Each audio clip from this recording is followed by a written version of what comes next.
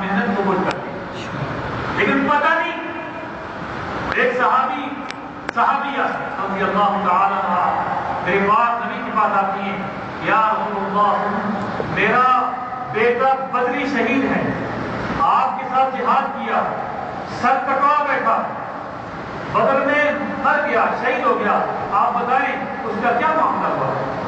کیا اس کی شہادت قبول ہوئی؟ کیا اسے وہ مرتبہ اور مقام ملا؟ میرے پاس نبی کہتے حتیٰ یأتین الوحی، یہاں تک کہ مجھے وحی کے ذریعے اطلاع کی جائے گی، بتایا جائے گا کہ تیرے بیٹے کا کیا انجام ہوا، پھر دنیا میں تجھے بتاؤں گا۔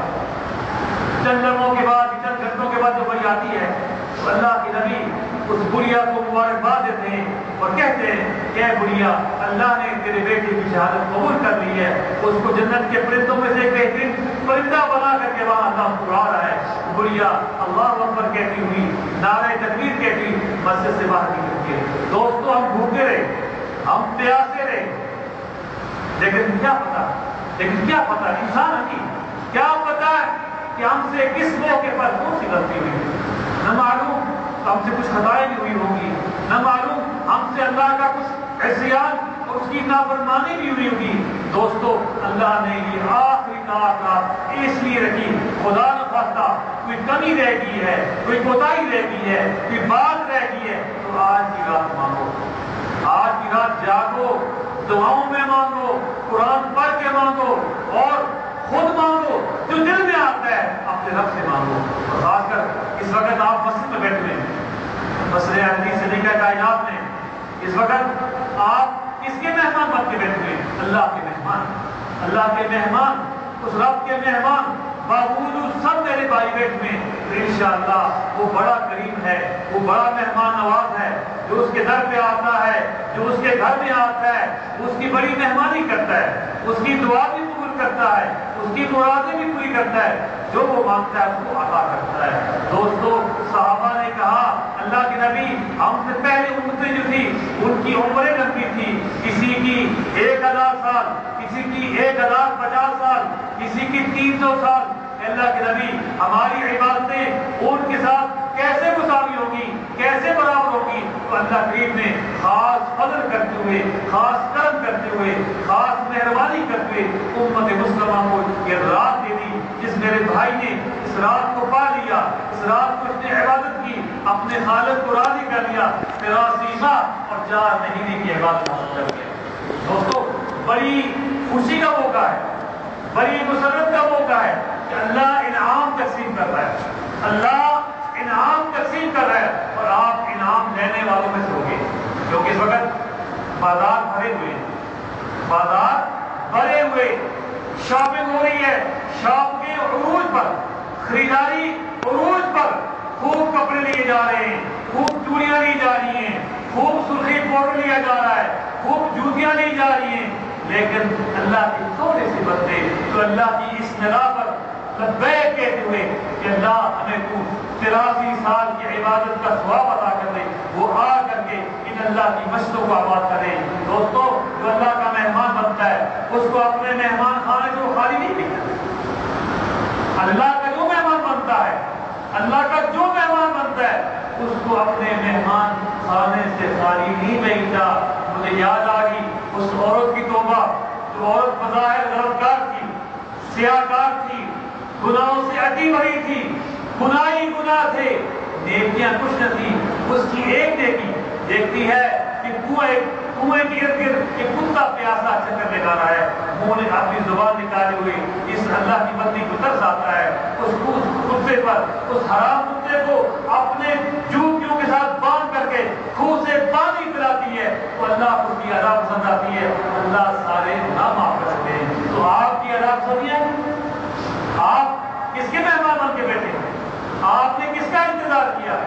یہاں کون ہے جس سے آپ دعا کریں گے؟ دوستو وہ اللہ ہے۔ الحمدللہ ہمارا تو ایک ہی ہے نا، دوسروں کے سینکڑوں ہیں، دوسروں کے لاکھوں ہیں، کسی کا لات ہے، منات ہے، عزا ہے، حبل ہے، سومنات ہے، کسی کا بندر ہے، کسی کا سانپ ہے، کسی کے گائے ہے، کسی کا گھوڑا ہے، اللہ ہمارا ایک تو ہی خدا ہے۔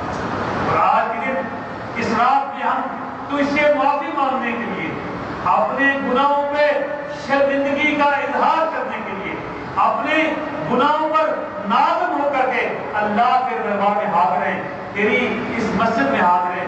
دوستو، آپ نے قرآن سنا، آپ نے قرآن کی تلاوت سنی، ایک انشاءاللہ وہ آپ کو کہا پائے گا کہ قرآن اللہ کے پاس جائے گا، اللہ سے جھگڑا کرے گا، یہاں تک کہ آپ کو جنت میں داخل کر دے گا۔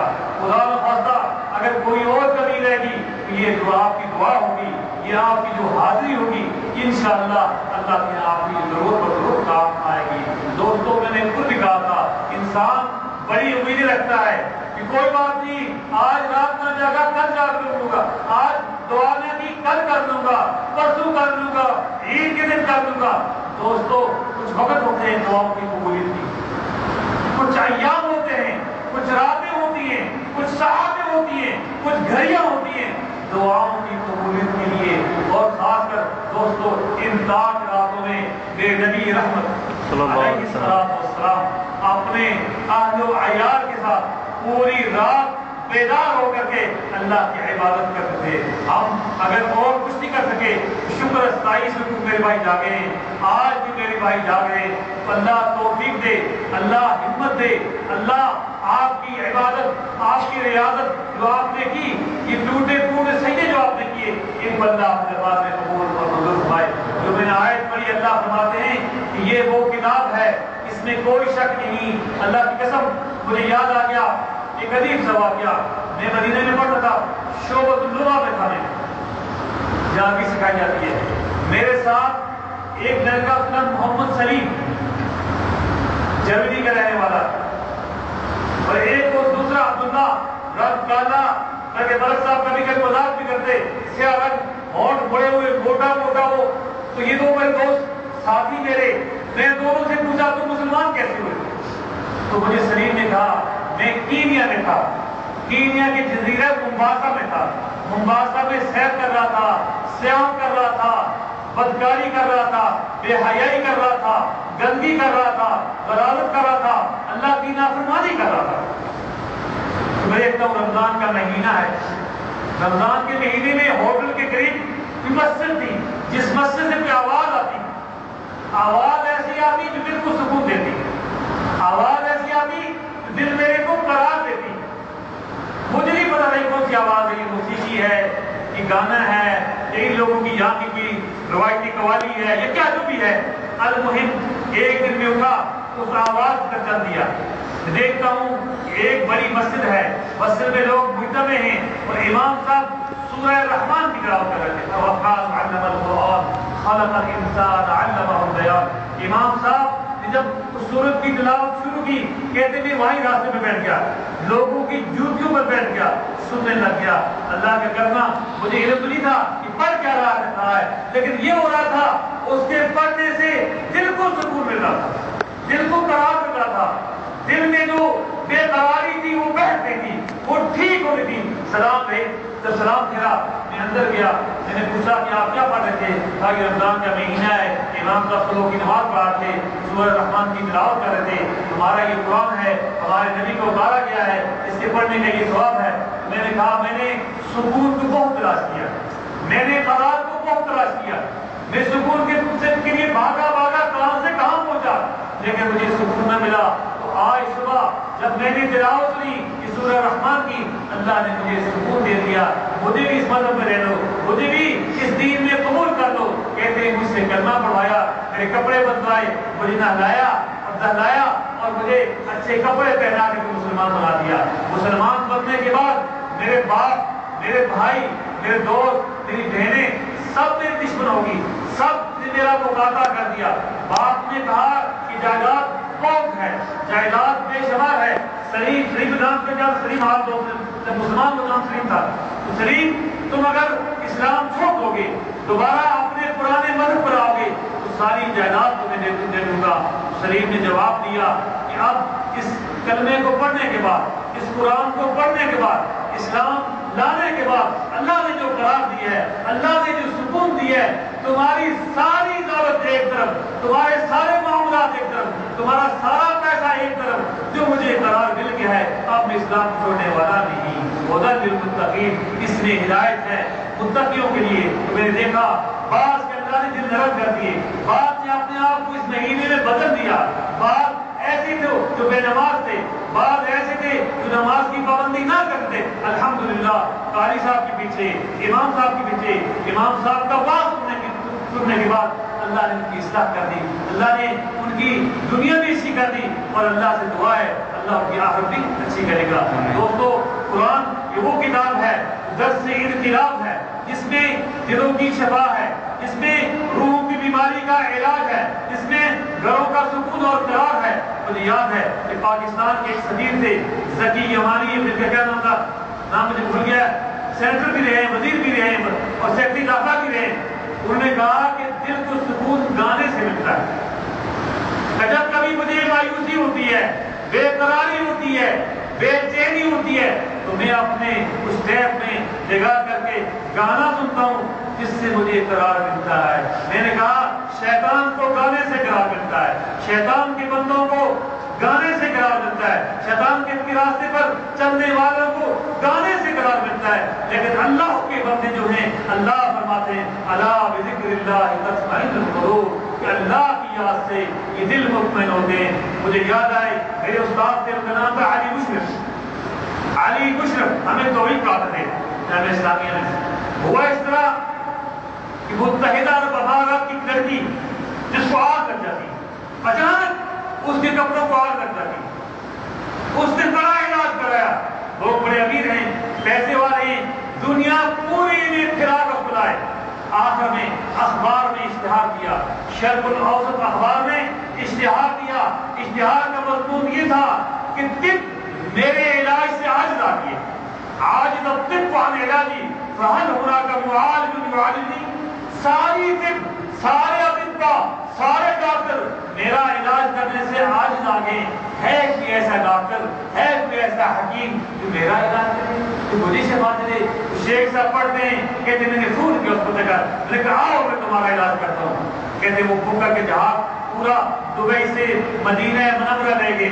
جب جہاز لے گئے بڑا تحفے, تحائف, متاع و سامان. شیخ صاحب کہتے ہیں دیکھا میرے سامنے اس عورت کے کپڑوں کو آگ لگی, کپڑوں میں آگ کی شعلے ہونے لگے. تو میں نے پاس بلایا اور میں نے سورہ فاتحہ پڑھی, کوئی اور سورت نہیں پڑھی. میں نے سورہ فاتحہ اور معوذتین معبود ہو کر کے, رب سے گر گرا کر کے, رب سے عاجزی کر کے, رب سے انکساری کر کے جب میں نے اس کو پھونکا, اس پہ پانی دم کر کے پھینکا, اللہ نے اس کو شفا دی. سبحان اللہ. جب اللہ نے شفا دی, کہا علی مشرف یہ جہاز تمہارا ہے جو کروڑوں کی قیمت ہے, یہ تم میں تحائف میں تمہارے لیے لایا ہوں, یہ سب تمہارے ہیں. اس نے کہا نہیں, ہم قرآن کا تحفہ نہیں لیتے, ہم بس یہ میری تجھ سے صدا ہے کہ یہ جو پیسہ تو مجھے دے رہا ہے, تو غریبوں کا خرچ کر, تو افریقہ میں جا, تو ایشیا میں جا, تو بنگلہ دیش میں جا, جہاں جہاں غریب لوگ ہیں, مستحق ہیں اور ان کو ضرورت ہے پیسے کی, یہ پیسہ ان کو دے دے.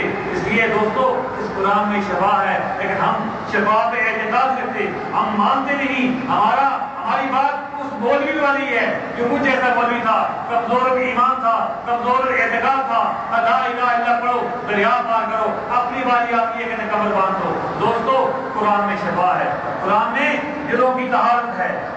حبیب نبی کا فرمان الا ان هذه القلوب لتصدع كما يصدع الحديد, کہ ان دلوں کو زنگ لگتا ہے. صحابہ نے کہا یا رسول اللہ ہم تو لوہے کے زنگ کو اتارنا جانتے ہیں, لیکن دلوں کے زنگ کا اتارنے کا ہمارے پاس علم نہیں ہے, اس کی ہمیں خبر نہیں. تو آپ نے کہا قرآن پڑھو.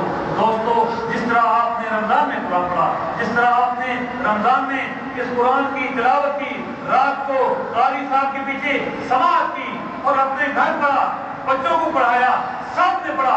اللہ کرے آئندہ جو 11 مہینے آئیں گے اس قرآن کو ہم اسی طرح پڑھیں. اگر اس قرآن کو ہم پڑھیں گے تو یہ ایسی کتاب ہے کہ ہمیں کسی کے محتاج نہیں کرے گی. اور حدیث میں آتا ہے جس آدمی نے اپنے آپ کو قرآن کے ساتھ مشغول رکھا, اپنے آپ کو قرآن کی تلاوت کے ساتھ مصروف رکھا, قرآن پڑھنے اور پڑھانے میں مصروف رکھا, اللہ کہتے ہیں کہ میں اس کے سارے مسائل خود حل کر دوں گا, اس کے معاملات میں خود حل کر دوں گا. دوستو رمضان الوداع ہو گیا, ہمیں کیا سبق ملا, ہم نے کیا سیکھا, ہمیں کیا حاصل ہوا؟